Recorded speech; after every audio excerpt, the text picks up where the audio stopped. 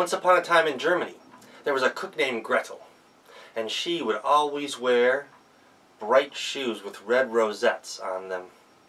She'd walk down the street thinking to herself, I look good. And when she would look at herself in the mirror when she was brushing her hair, or putting on a bit of makeup here or there, she would always say to herself, there you are. I missed you today. Well, when she went to work, she always had just a little bit of wine from the master's pantry, saying, a little bit of wine, well, it makes the tongue better to taste, and a cook's job is to taste.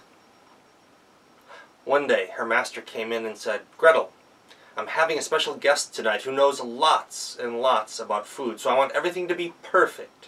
I want you to cook 2 of those little hens that we have out in the back lot there, and have them ready precisely at 6 o'clock.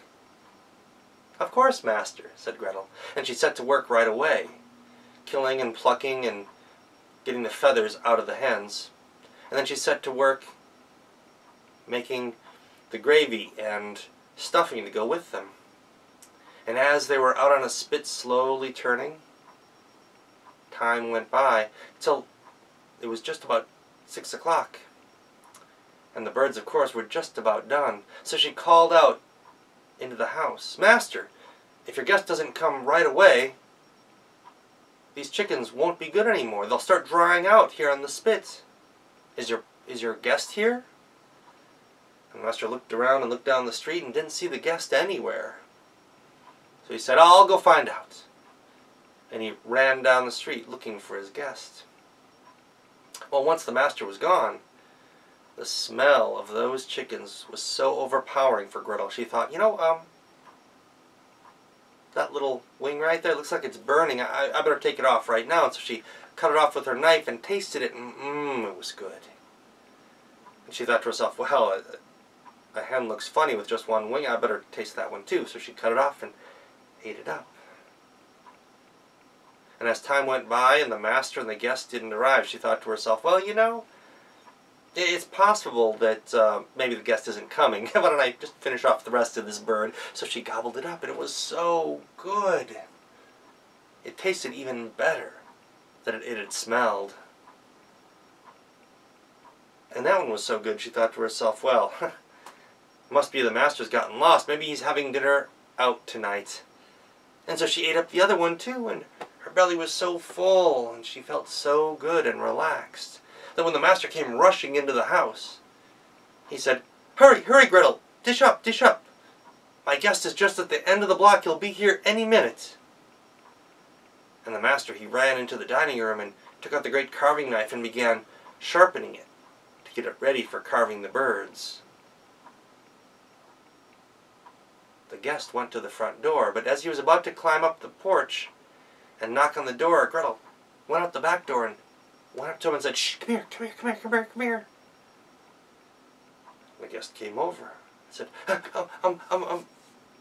yeah, man, be careful. My master, he's gone crazy. You're so late. He's full of anger, and he's promised that should you come in the door, he will cut off both your ears with his sharp carving knife. You can hear him carving it right now. Listen.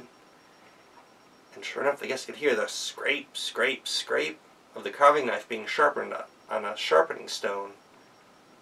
His face turned pale, and he turned and ran off down the street. And right then, Gretel ran back around to the back of the house, ran into the house and said, Master, Master, what kind of guests do you invite to this house? And the master stopped and looked and said, well, what do you mean, Gretel? Well, that man, he sneaked in the back door, and he smelled the chickens, and he ran up and he grabbed the 2 of them off the spits and took off down the street.